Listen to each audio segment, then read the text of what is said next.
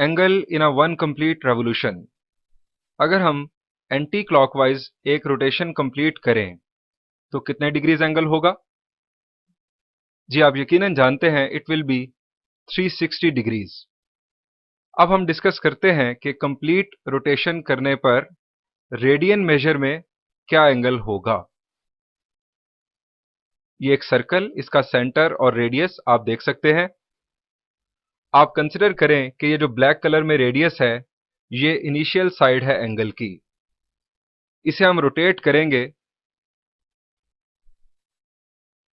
Anti clockwise, एक full rotation हमने इसे दिया। एंगल होगा थीटा। हमें ये थीटा फाइंड आउट करना है। अब जो टर्मिनल साइड है वो आप रेड में देख सकते हैं। इनिशियल साइड इसी के नीचे आ चुकी है, that was in black colour, और टर्मिनल साइड आप रेड कलर में देख सकते हैं। हमें ये एंगल फाइंड आउट करना है। आप जरा रिकॉल करें कि हमने फॉर्मूला डिस्कस किया, theta is equal to L over R. ये फॉर्मूला हम यूज कर सकते हैं एंगल मेजरमेंट के लिए अगर हमारे पास लेंथ ऑफ आर्क मौजूद हो और रेडियस मौजूद हो। यहां पर रेडियस ऑफ सर्कल है, दैट इज आर। हमें चाहिए लेंथ ऑफ आर्क। अब यहां पर आर्क कहां है?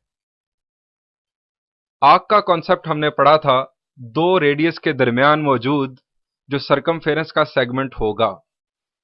इनिशियल साइड यहां पर थी और टर्मिनल साइड रोटेशन के बाद अगेन यहां पर है, एंटी क्लॉकवाइज रोटेशन हुआ।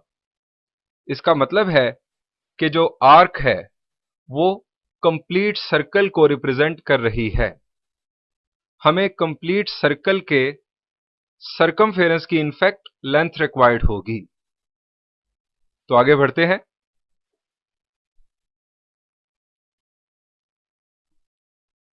हमें पहले चाहिए length of arc. Length of arc will be equal to circumference of circle.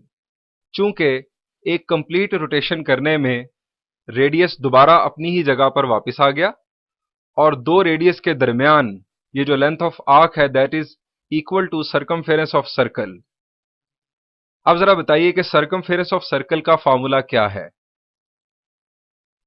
जी आप जानते हैं, इट इज 2 पाई आर। अब ये लेंथ ऑफ आर्क की वैल्यू हम पुट करेंगे फॉर्मूला में, that is theta is equal to L over are.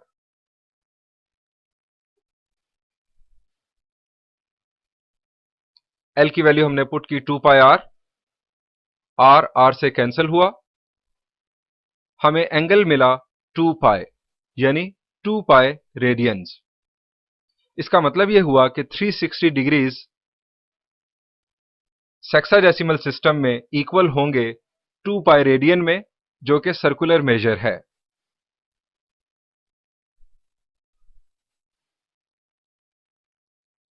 Now we will discuss how to convert radian into degree measure and vice versa. हम जानते हैं कि सर्कुलर सिस्टम में एक कंप्लीट रेवोल्यूशन में 2 पाई रेडियन एंगल होता है और सेक्साडेसिमल सिस्टम में 360 डिग्रीज एंगल होता है एक कंप्लीट रोटेशन की सूरत में। हम कह सकते हैं 2 pi radian is equal to 360 degrees. अगर हम इक्वेशन को 2 से डिवाइड कर दें तो हमें हासिल होगा pi radian is equal to 180 degrees. और अगर हम इक्वेशन को फर्दर पाई से डिवाइड कर दें तो 1 रेडियन की वैल्यू हमें मिलेगी 1 radian is equal to 180 over पाई।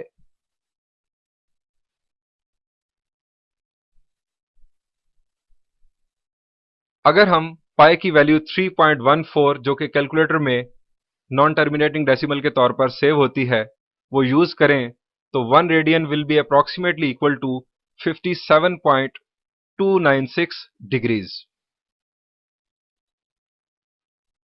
इसी को अगर हम इस अंदाज में यूज करें कि आप ये कैलकुलेट कर लें कि एक डिग्री कितने रेडियन के इक्वल है, आप 180 से डिवाइड कर दें तो आपको हासिल होगा 1 degree is equal to pi over 180 radian. अगर आप यहां पर भी पाई की वैल्यू पुट करें, that is 3.14 and so on, तो आपको हासिल होगा एक approximate result, that is 1 degree is approximately equal to 0.0175 radian. ये दो फार्मूलाज आपको यूज करना है रेडियन टू डिग्री मेजर में या डिग्री से रेडियन मेजर के लिए। याद रखें 1 degree is equal to pi over 180 है। फॉर एग्जाम्पल, अगर आपको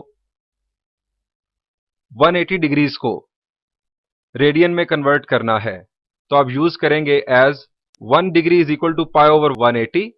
आपको फाइंड आउट करना है कि 180 डिग्रीज कितने रेडियन के इक्वल हैं, तो आप 180 से समझ लें कि आपने मल्टीप्लाई कर दिया। आप डिग्रीज को पाई बाय 180 से अगर मल्टीप्लाई करेंगे, you will get the result 180 degrees is equal to pi radian. Degrees को रेडियन में कन्वर्ट करने के लिए आप पाई ओवर 180 से मल्टीप्लाई करेंगे और रेडियंस को में कन्वर्ट करने के लिए आप 180 ओवर पाई से मल्टीप्लाई करेंगे। ये जितनी डिस्कशन हम कर चुके हैं, हम उसकी बुनियाद पर अब एक्सरसाइज 9.1 शुरू कर सकते हैं।